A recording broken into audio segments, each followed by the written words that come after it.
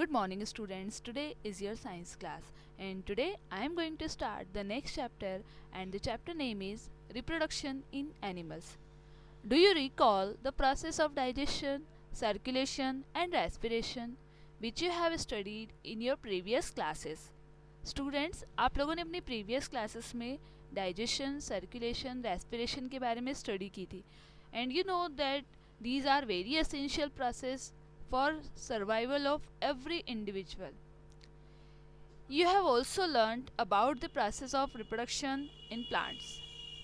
Reproduction is essential for the continuation of species.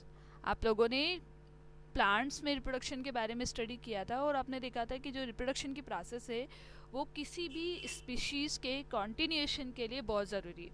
यदि मान लो कोई स्पीशीज़ रिप्रोडक्शन की प्रोसेस ना करे तो वो अपनी जनरेशन को आगे ही ना बढ़ा सकेगा, अपनी स्पीशीज़ को आगे नहीं बढ़ा सकेगा. Imagine what would happen if organism had not produce. आप इमेजिन कीजिए यदि कोई ऑर्गेनिज्म अपनी स्पीशीज़ को नहीं आगे बढ़ा रहा है, रिप्रोडक्शन नहीं कर रहा है, तो किस तरह की कंडीशन आएगी. Suppose one animal in ecosystem does not reproduce, then the population of particular species will be extinct from the ecosystem. It means each and every organism is very essential for our ecosystem. That's why the identification of particular species, it have to be reproduced. You will realize that reproduction is very important as it ensures the continuation of similar kind of individual generation after generation. एक generation के बाद दूसरी generation, third generation, then generations के continuation के लिए reproduction की process क्या है, बहुत ज़रूरी है. You have already learned in your previous class about reproduction in plants. In this chapter, we shall learn how reproduction takes place in animals. आप लोगों ने क्लास 7th में प्लांट रिप्रोडक्शन को देखा था. अब हम इस क्लास में एनिमल रिप्रोडक्शन की प्रोसेस को स्टडी करेंगे.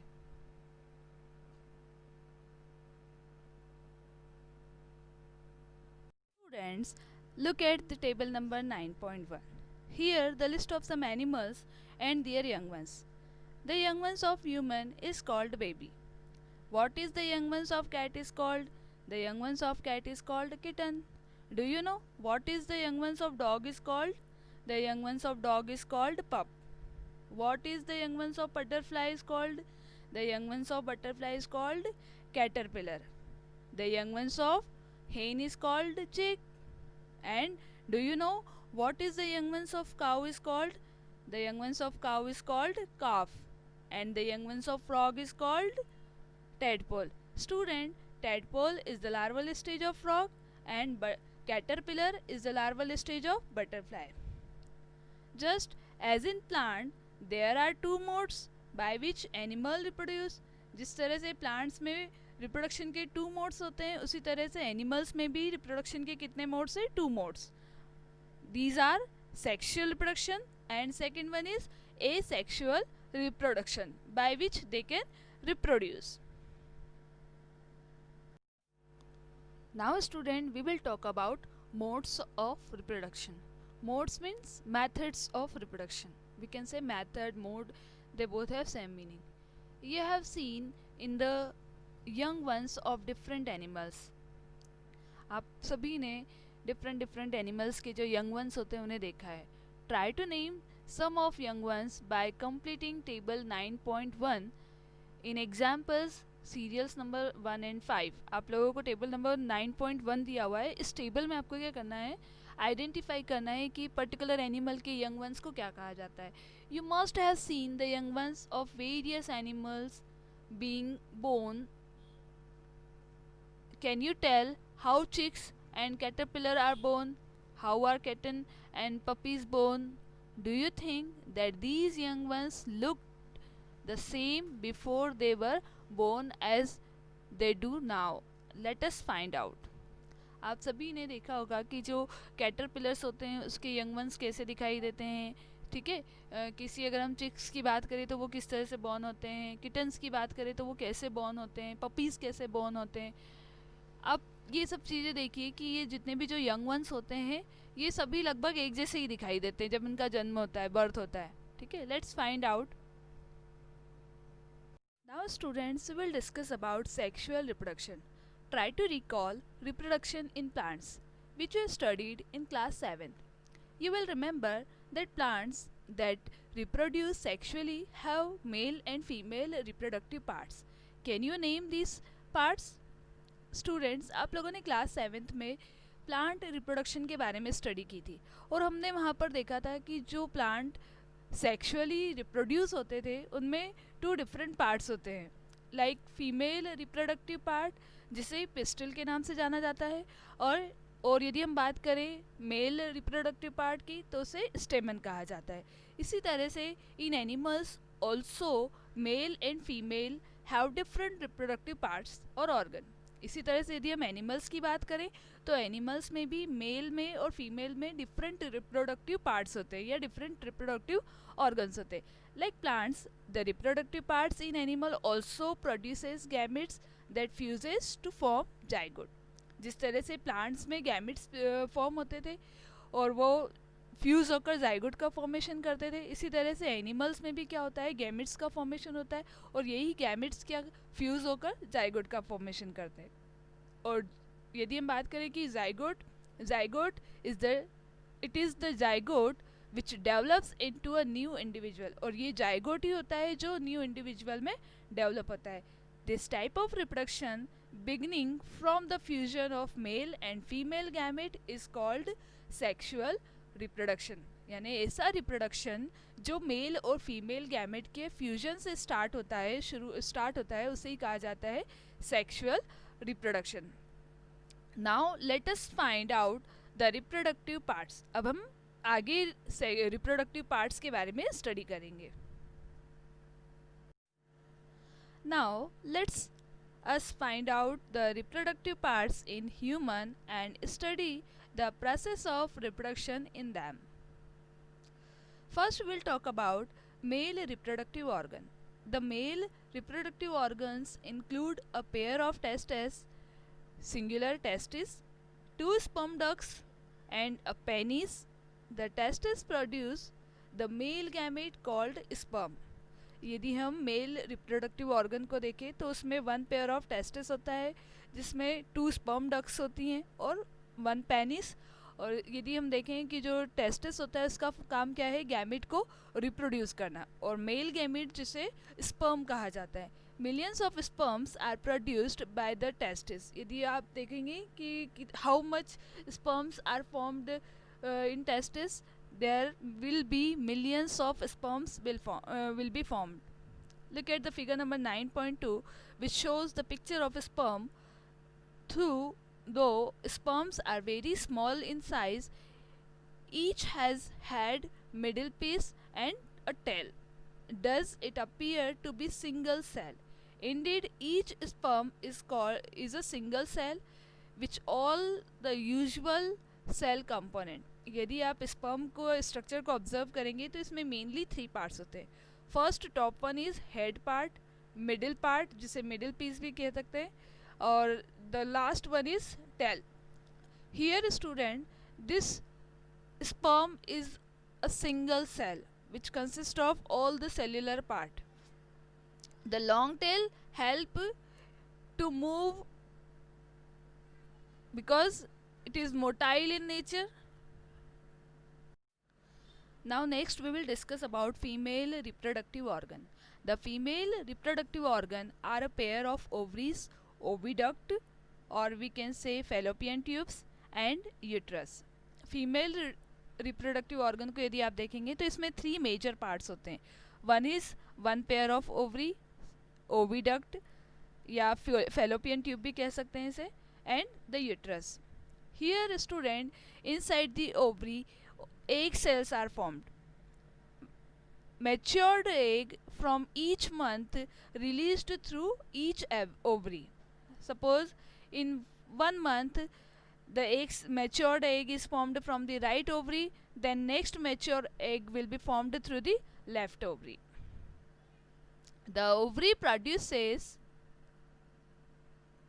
female gametes called ova. In human being, a single matured egg is released into the oviduct by one of the ovaries every month. Uterus is the part of where development of baby takes place. Students, after fusion of male and female gametes, zygote is formed. So the zygote develop inside the uterus of the female reproductive part. Like the sperms, an egg is also a single cell. जिस तरह से sperm एक single cell है, उसी तरह से egg cell भी क्या है, अपने आप में एक single cell है. Look this diagram of egg. Here this one is nucleus and this one is plasma membrane.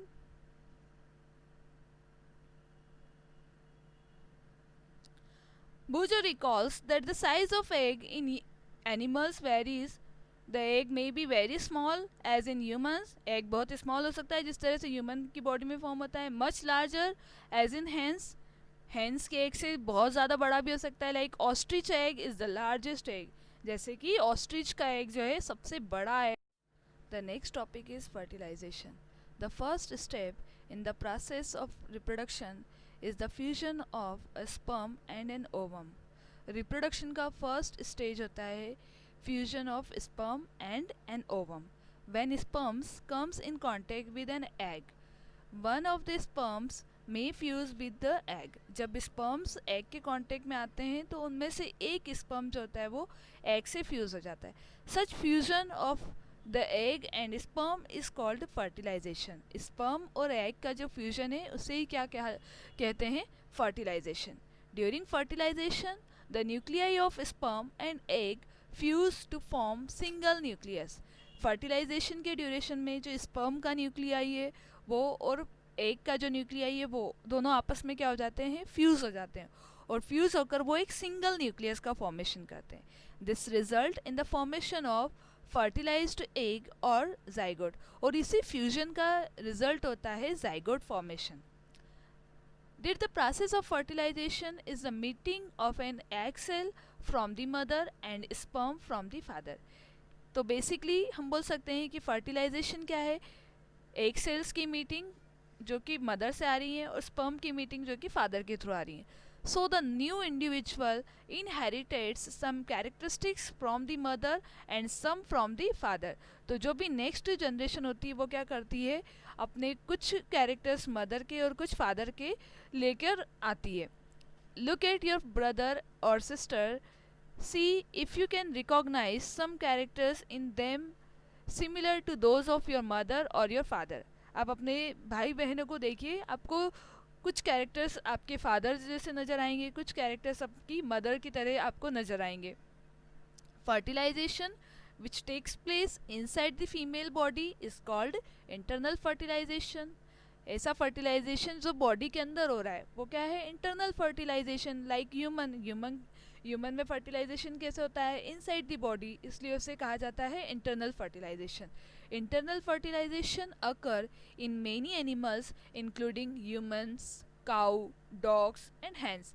इसके अलावा यदि हम बात करें और भी एनिमल्स जैसे काउ, डॉग, हैंस एक्सेट्रा, इनमें क्या होता है, इंटरनल फर्टिलाइजेशन होता है. यानी जाइगोट का फॉर्मेशन कहाँ होता है, बॉडी के अंदर ही होता है, इसीलिए इसे कहा जाता है इंटरनल फर्टिलाइजेशन.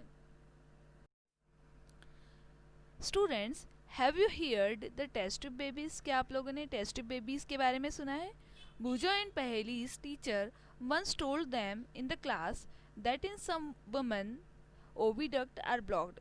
बूजो और पहेली की जो टीचर है एक बार उन्हें बता रही थी क्लास में कि कई बार क्या होता है, कुछ लेडीज़ में ओविडक्ट जिसे हम फेलोपियन ट्यूब भी बोलते हैं वो ब्लॉक हो जाती है. These women are unable to bear babies because sperms cannot reach the egg for fertilization. और जब फेलोपियन ट्यूब ब्लॉक हो जाती है तो ब्लॉक होने की वजह से क्या होता है, स्पर्म जो होते हैं वो एग सेल से नहीं मिल पाते हैं. ऐसी कंडीशन में in such cases doctor collect freshly released egg. ऐसी कंडीशन में डॉक्टर क्या करता है, जो फ्रेशली रिलीज्ड एग होते हैं उन्हें कलेक्ट करते हैं एंड स्पर्म्स, दोनों ही, egg as well as sperm दोनों को कलेक्ट किया जाता है, and keep them together for few hours for IVF और इन विट्रो फर्टिलाइजेशन। और इन्हें कुछ आवर्स के लिए क्या किया जाता है, इन विट्रो फर्टिलाइजेशन करवाया जाता है। इन विट्रो फर्टिलाइजेशन मतलब ऐसी लेबोरेटरिकल कंडीशंस क्रिएट की जाती है कि उस कंडीशन पर एग सेल्स और जो स्पर्म्स उनमें फ्यूजन हो जाए। Fertilization outside the body. अब ये जो आईवीएफ के थ्रू फर्टिलाइजेशन हो रहा है, ये कैसे हो रहा है, बॉडी के बाहर हो रहा है, तो इसे हम बोल सकते हैं external fertilization. In case fertilization occur, the zygote is allowed to develop for about a week। ऐसी कंडीशन में जो जाइगोट बनता है वो डेवलप होने में उसे तकरीबन वीक लग जाता है, 1 वीक लग जाता है, and then it is placed in the mother's uterus. और जब जाइगोट फॉर्म हो जाता है तो उसे वापस मदर की बॉडी के यूट्रस में प्लेस्ड कर दिया जाता है। Complete development takes place in the uterus and the baby is born like any other baby. जो ये कंप्लीट डेवलपमेंट होता है जाइगोट का, वो पूरा कहाँ होता है, यूट्रस के अंदर ही होता है। और बेबी भी जो जिस तरह से नॉर्मल बेबी होते हैं वैसे ही ये भी होता है। बस ये रहता है कि यहाँ पर जाइगोट बनने के बाद में उसे वुमेन बॉडी के यूट्रस में प्लेस किया जाता है।